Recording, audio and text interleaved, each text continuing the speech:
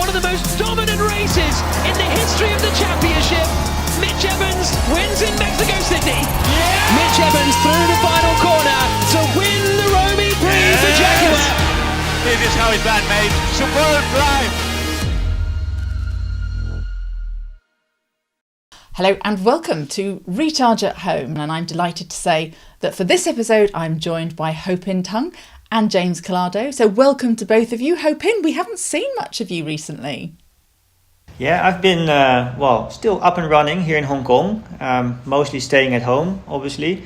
Situation luckily here is slightly getting better by the day, and we've had quite a few days now, actually with 0 cases, which is amazing. And so, yeah, we're actually going out more, and I try to go like running, for example, really late at night, like 11, sometimes midnight, just to try to avoid any meetings with anyone basically outside.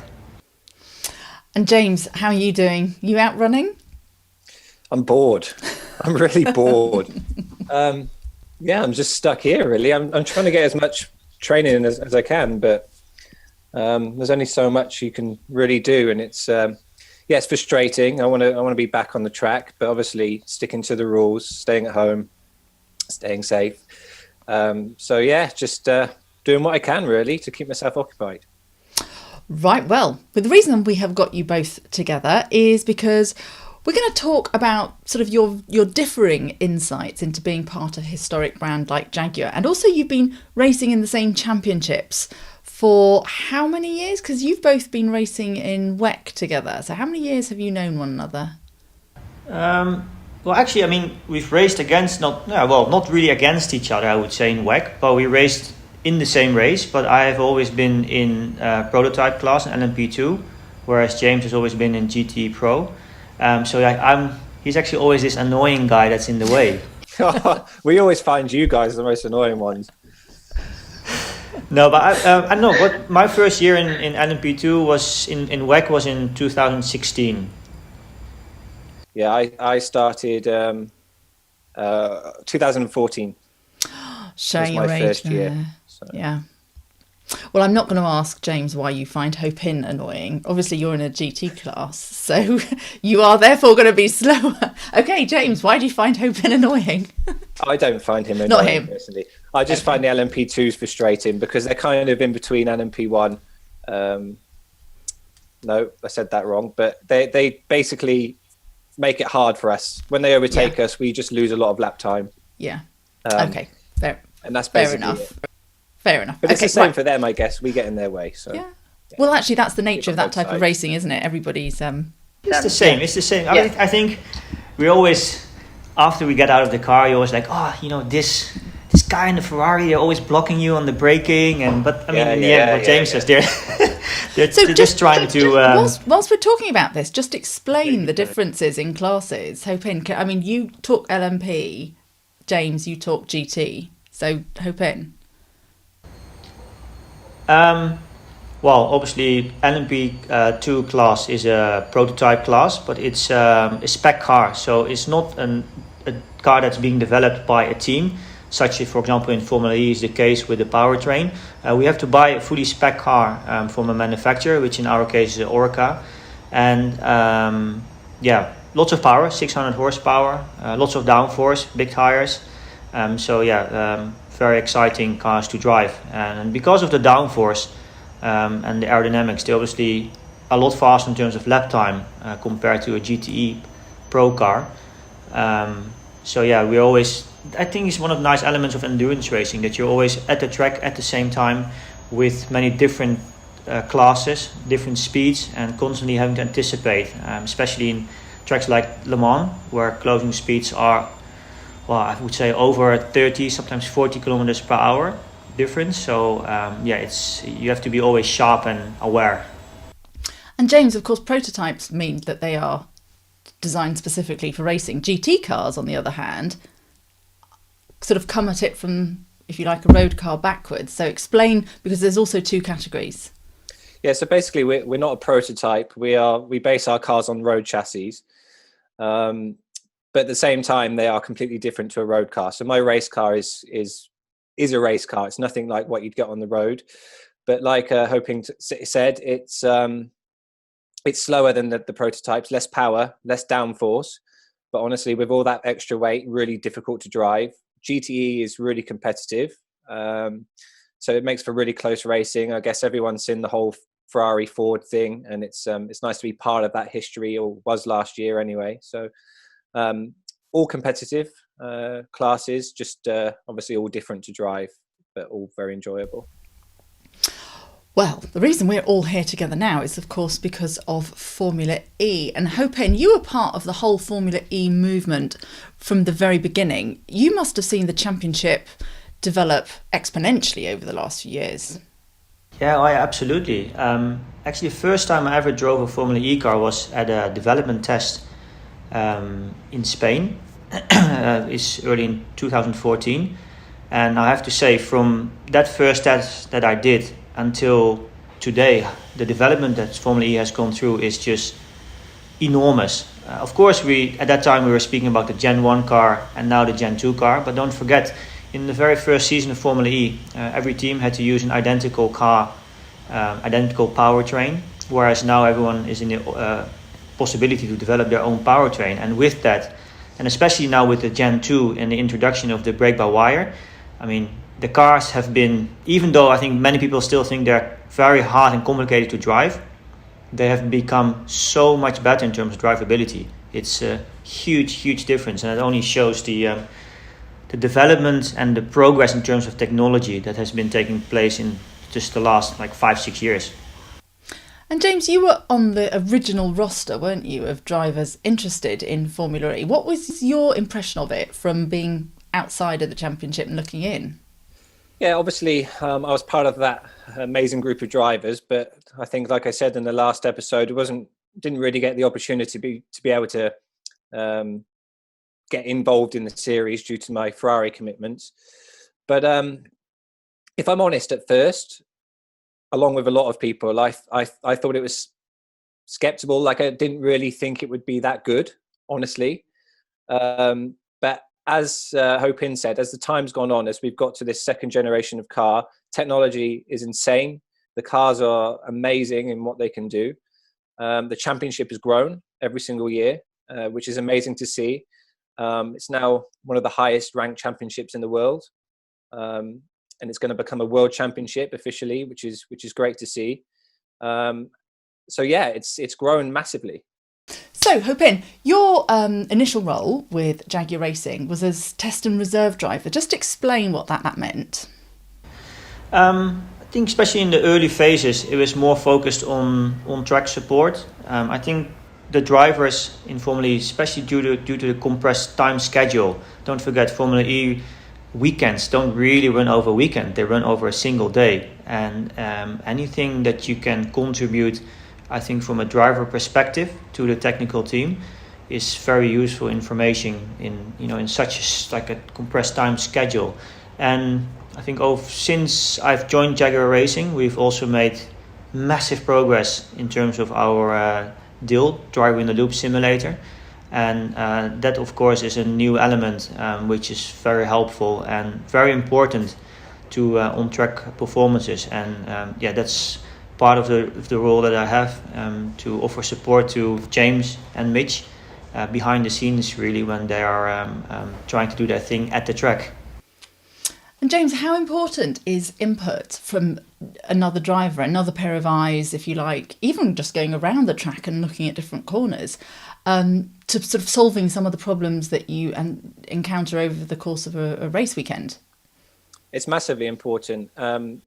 Especially, like was said, it's a one-day format. We have literally limited time to be able to talk to our engineers, discuss data, all those sort of things.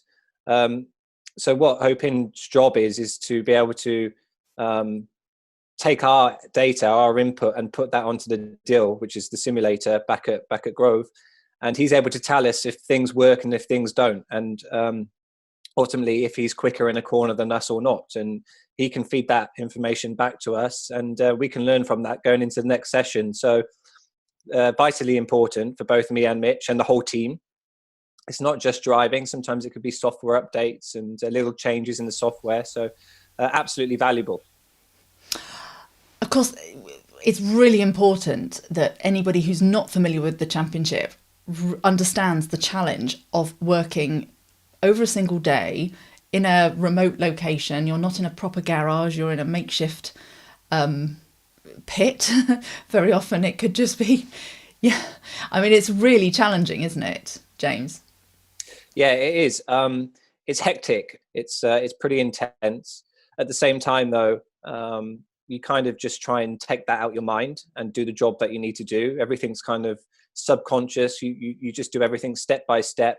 You try and stay calm in these situations, and you just try and get the job done. And it's over like that. You wake up at 5 o'clock, you finish at say 7, 8 in the evening, and the day just gone so quickly. It's amazing.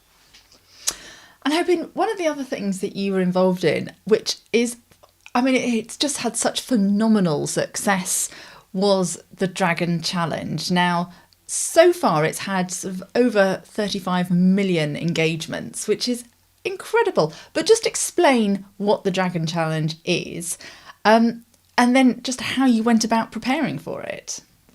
Yeah, so a little bit of background. So Land Rover has always done this driven challenges with the Range Rover Sport, and for the introduction of the new Range Rover Sport plug-in hybrid back then, I'm talking early 2018 already, they came up with the idea of taking this car and give it a challenge which no one has ever done before. And I remember that first day when I was called to the Jaguar Land Rover proving grounds in Coventry, and sat there together with Phil Jones, who heads all the driving challenges for Land Rover, and some of the technicians and engineers. And they said, so we've got this idea. Do you know this place in China called Tianmen Mountain? I said, yeah, of course. It's a very famous tourist site. Yeah. So do you know the stairs that go up to Heaven's Gate? I said, yeah. I've not been there. I've not really experienced it, but yeah, I've seen some photos of it. And they said, so we've got the idea of, driving the 99 turns road up to the stairs. I said, well, yeah, that sounds cool to do. I mean, it's nice. It's a nice road, one of the probably most dangerous roads in the world, but challenging. I said, but then we also want to drive up the stairs. And my first reaction was like, is that possible? Like physically possible? Especially after they told me that the steps have like a 45-degree angle, which, if you take like a measuring kit, it doesn't maybe look that steep, but if you're in the car, I tell you, it's incredible. You've never experienced something like that before. I had never experienced something like that before. So basically that was the beginning of the story, and then we kind of like started testing at the proving grounds in Gaydon, trying to just get our head around whether it was physically possible to do it, yes or no. So we built this mock-up steps, but it was only like 35 steps, I believe, whereas the shortest part in China was around 50, I believe. So yeah. Anyway, we drew the area on the ground and tried to do kind of a dry practice almost, but it wasn't really until we physically came to the site when we were like, it looks really impressive, like just by looking at it. And then we kind of walked up and looked down from the top, and like, it's really high. And but yeah, the exciting thing was that, I mean, again, no one had ever done it before, so we really didn't know whether we'd be able to physically do it. And then, I mean, obviously, I think many people have seen the video. We've done the challenge, and it wasn't that easy, because I remember it was a Thursday morning, and we had days and days of practice, small parts, part of the road, the beginning of the steps, trying to see how easily we'd be able to get traction, to get started, stuff like that, to maneuver through all the tight areas. But then the actual day of filming, 6 a.m. in the morning, just after sunrise, we started. But then it was really foggy that day. So I did the whole run through the 99 turns up to the bottom of the steps. But then there was so much fog, I could literally not even see the first step change, let alone Heaven's Gate at the top. So I sat there, and I mean, obviously everyone's like, okay, we have to wait now, kind of. And then I just literally stayed in the car and sat there for, I think we eventually did the run around just before noon, just before midday. So literally from like 6:30 a.m. until 11 something, just sat there in the car and waiting until it cleared up. And there were several moments, you can imagine the adrenaline, several moments where it looked like it was going to clear up and everyone's like, okay, let's get ready. And then helmet on, getting ready, and then, okay, no, stand down. And it's probably like 3 or 4 times like this. But then eventually we just got one shot and we went for it. And yeah, the footage was amazing, I think, in the end, thanks to the whole crew on site. And then adrenaline, I mean, maybe it shows from the way I'm talking about it, still feels like amazing. Yeah, it was something I'd never experienced before. James, have you seen it? I have, yeah. What was it's crazy. Would you have done it? Yeah, probably. Okay. But yeah, it's mad, and just goes to show really what I mean, it's a machines testament to can do. the capabilities of the car, I have to say. Yeah. But Hopin, I mean, it was challenging, wasn't it? It was hard. I've worked with you now for many years, and the look on your face just before you started moving, I could tell. I mean, you looked to be a little bit nervous. Yeah, and actually I can tell, I mean, like I just said, we did several times where we kind of got ready, then we stepped 2 down again, got ready. But the moment where, of course from the video, was the actual moment of the actual run. And I can guarantee you there's zero acting. That's genuine fear.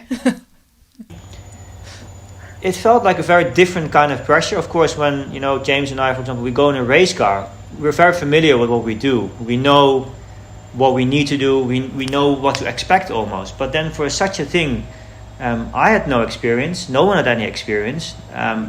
There were literally so many people on site, all just for that single moment where I was just literally behind the wheel and in control of the pedals, needing to make it happen. So, yeah, I think it's a whole combination of many things. Not just the tension of being able to make it, but also the pressure, the whole fact that it's completely new, something unfamiliar. Yeah, it was, yeah. Why do you think it's grabbed people's attention so much? Because 35 million views for a sort of car film is quite a lot. Well, I think first of all it was unique. Again, I mean, first I think the site, it's a very popular tourist site, so it is because the whole scenery, the whole area is just phenomenal. The mountains, it's so steep, it's so beautiful, it's so green. Close nearby, Avatar was filmed as well, the movie by James Cameron. So it's a very mythical area almost. So I think that's one of the reasons why it's very attractive. Then, I mean, of course, the element that what my first impression was as well, reaction like, that's impossible. Are you nuts? You know, you think about such a thing driving up the stairs. I think many people thought it's maybe fake or it's like kind of helped or set up whatsoever. I can guarantee you nothing was. I mean, I've seen comments people saying about, you know, the cables that are underneath the car. Of course, we needed to have some kind of safety equipment in place just in case things would go wrong, because you never know. Again, no one had ever done it before. So I think the whole combination of the thing is very hard to grasp almost, yeah. James, I mean, Jaguar, I suppose, or Jaguar Land Rover, the whole family, they've never been shy of pushing the boundaries, doing, I wouldn't say crazy things, but doing these sort of outlandish things that people maybe didn't think possible. Were you surprised when Jaguar made the announcement that they were going to enter Formula E? I mean, they were bucking the trend. They were the first premium manufacturer to come in. No, I don't think it's a big surprise at all. I think electric is the future, not just in motorsport, but generally in everything we see at the moment. It's a good place to be. It's a competitive championship. I don't see why there would be no reason for them not to enter. I think it's a really good place to be. And I'm very proud to be part of the team right now, and competing with such a prestigious team as well. It's great to be British and competing with a completely British team. Of course, brands have often used racing as a platform, haven't they? And I mean, how do you see the relationship between success on the track and, you know, the success of a perception of a brand? I think it's really important. I think it's down to all of us as a team to perform, which obviously really does help the kind of other side of Jaguar, you know, the marketing kind of side of things, the sales of cars and things like that. But I think Formula E gives us an opportunity to prove what we can do with our car to make it perform so well. And we can see that this year the car is performing at a really high level. You know, the team's won a race with Mitch, and you know, he was leading the championship. He's second now. So it just goes to show that we're really committed to this, and we're doing well. And I think it's only going to get better and better as time goes on. And Hope, in talking about brands using racing as a test bed, of course, more recently, your role has been with Jaguar I-Pace E-Trophy. Just tell us about your role with that, because I think your insight really into what the drivers are experiencing is invaluable. Yeah, so actually last season, Jaguar started with the very first fully electric support series to Formula E, which is of course Jaguar I-Pace E-Trophy, and it almost started more as a pilot. I remember being in Diriyah at the first round of the championship, and Dan Ryan, that time social media manager for Jaguar Racing, said, would you like to do the commentary perhaps with Jack Nicholls, just to give some more driver insight? And I said, yeah, sure, why not? I mean, there was nothing on the schedule exactly at that time of the session, and I think I really enjoyed it. I think the feedback was very positive. So I think from that moment on, basically I've joined Jack every session, every race in the commentary booth, and it's been very nice, very enjoyable. And Here we go on board with RG Hamilton, who has his wipers on. Oh, has he gone for it? Oh. I tell you something, I generally think he might have not actually wanted to make an overtaking over there. Just was way too fast. It's also nice, similar to Formula E, to see how that championship has actually progressed over the course of, just over one season now. And it's a great mix of professional drivers and so-called Pro-Am drivers. We always have a guest VIP driver in the Jaguar Racing car, a different driver for every event. And I think one interesting thing to see there as well is how the development that we've seen in Formula E has also progressed through to I-Pace E-Trophy. For example, the fact that based on the knowledge that we've gained on the track with the E-Trophy racing cars, the actual Jaguar road cars have received an upgrade which has made the range 20 kilometers more. So I think that's something is a real direct result of race to road. So it's not just a marketing talk or whatsoever. I've been there seeing it firsthand. And of course, E-Trophy has also seen developments come from Formula E as well, like attack mode. The cars have developed as well. What does it say about the fact that these electric SUVs essentially are actually racing? Because not all cars will actually work as a race car as well. And I would think most people would assume that an SUV isn't naturally your first pick, if you like, to convert into a race car. I think it just also underlines the dynamic driving behavior an electric car has. I think that's already something that Formula E obviously started, but then with Jaguar I-Pace E-Trophy, I think the car shows that an electric car can be very exciting no matter what the body shell almost is. And with the race car is really based on the road car. It's the same chassis, it's the same electric motor, it's the same battery, it's the same inverter, but it actually has just made changes to make it suitable for racing purposes. It's different suspension, which have also been changed between season 1 and season 2. Obviously the interior has been stripped, but other than that, there's actually not really many changes, and it just shows the almost agility of electric car over SUV, which for many people is probably the most poisonous combination when they think about a really dynamic racing car, driving car. Yeah. Now, James, you mentioned at the beginning that you were getting slightly frustrated with being at home so much, not being actually out on a track. what have you been doing? Because I think you've been taking part in some sim racing, not just Formula E. Yeah, I've basically, I'm living in the garage right now on a simulator. It's the right place for you to be. Yes. So Lauren said, it was the only place we could put it because we live in a townhouse. We couldn't get it up the stairs.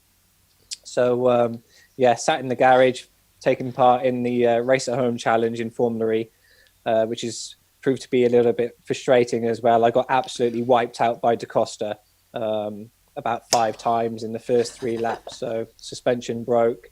But we don't take it that seriously in terms of the racing. Obviously, it's for a very good cause, but we all have a real laugh. Honestly, you should hear the Discord channels in the background. There's so much swearing. I guess they have to keep cutting out.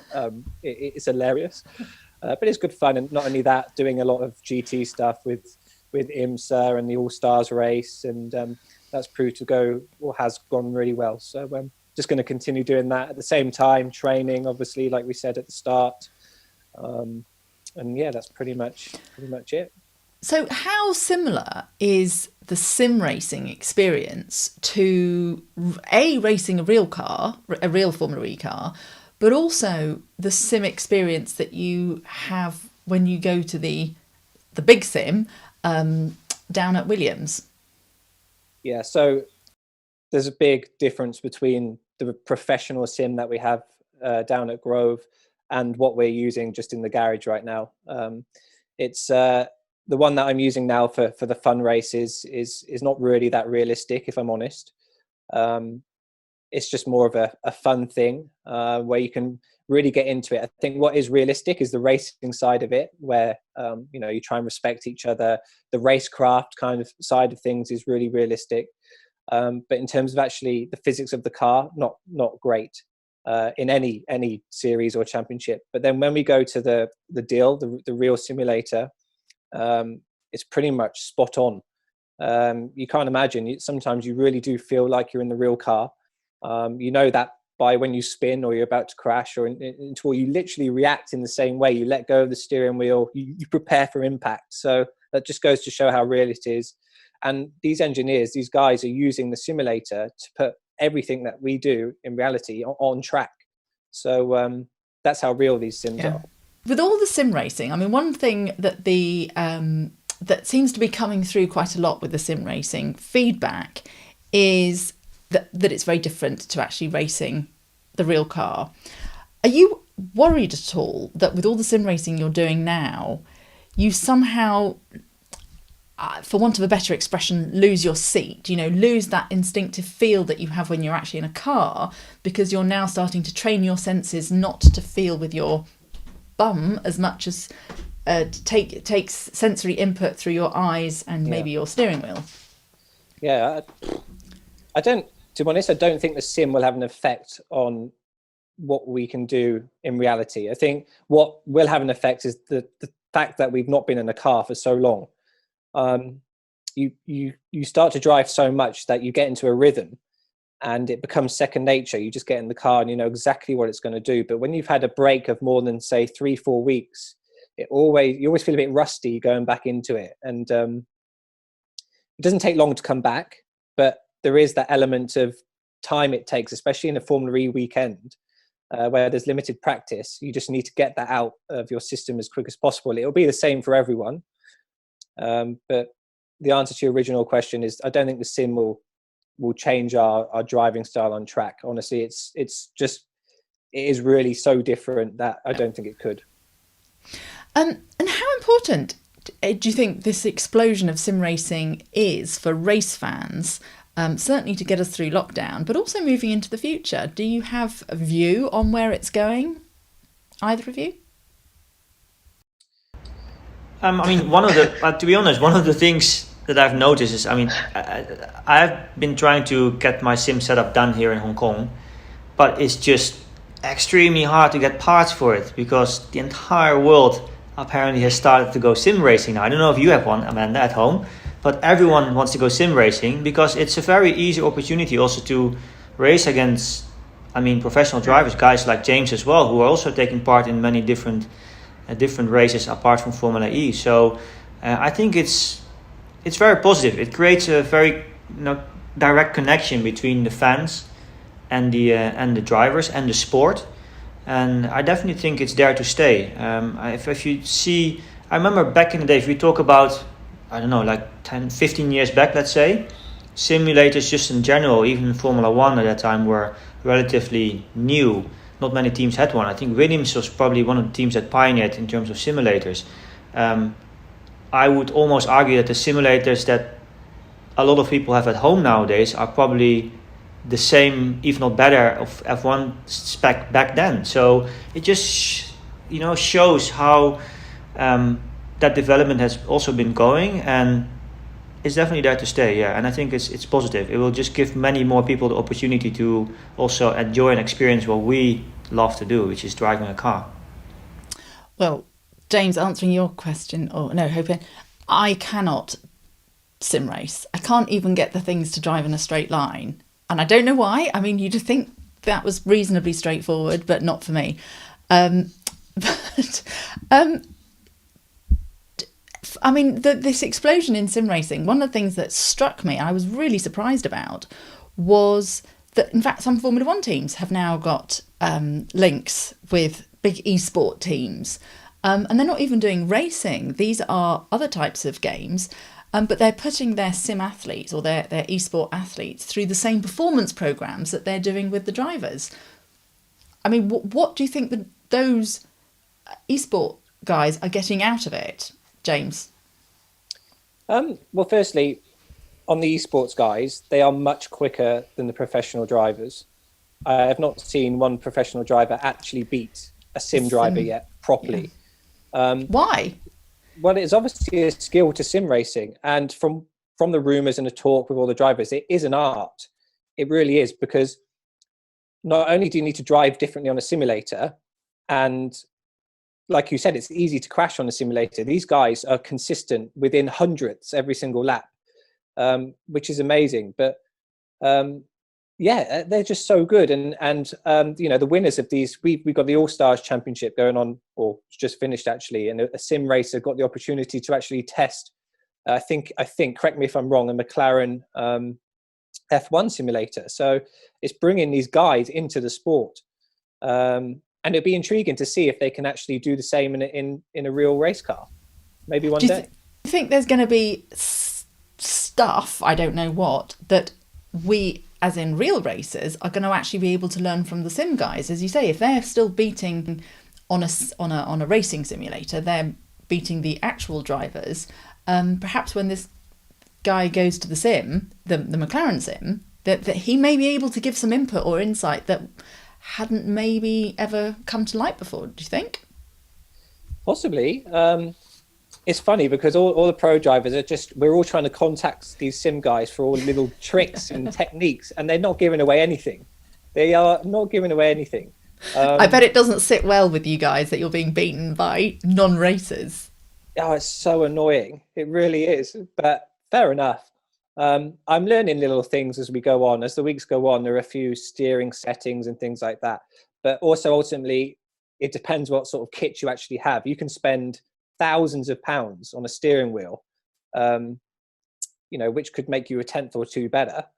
But people. It's not like motorsport. It's not huge money everywhere. It's there are kids, 12-year-old kids, which are just saving a few £100s just to buy a steering wheel, and they're still easily beating us. So, do you think you're going to carry on with it afterwards?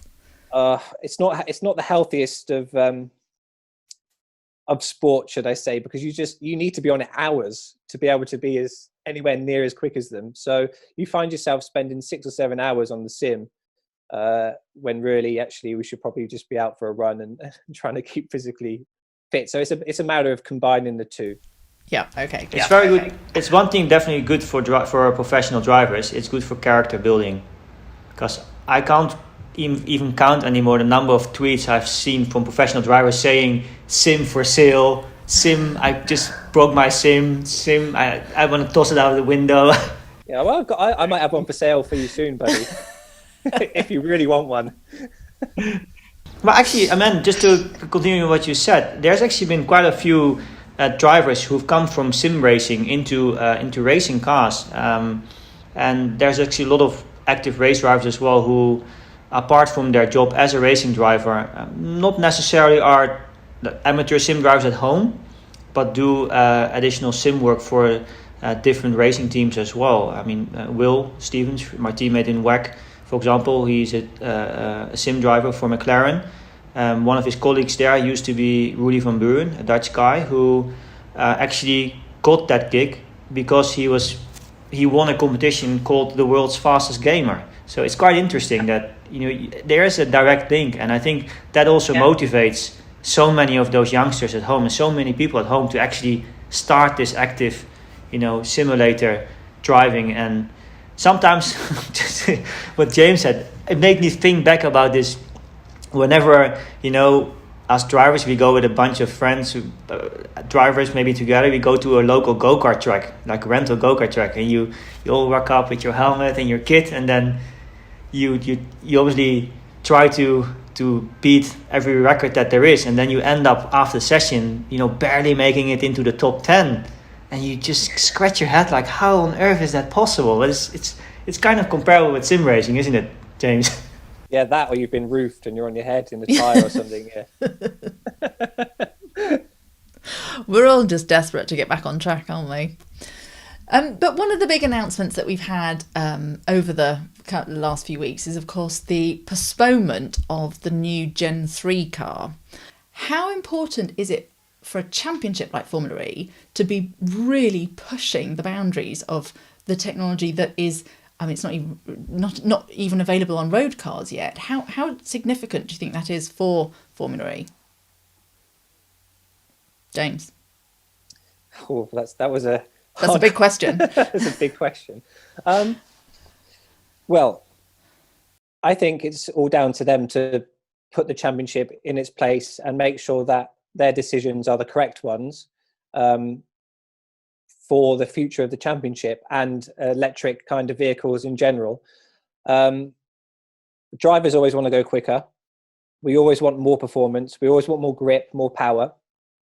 But it will get to a certain point where it could almost be too much. So for me, 350 is a big number of, in power. When you have more power, you need better brakes, you need better tires. And in that case, it tends to be that more money spent. More performance is more money. So I guess it's a fine balance between performance and cost. But yeah, it's a little bit of an unknown at the moment as we're stuck at home. But let's see what happens.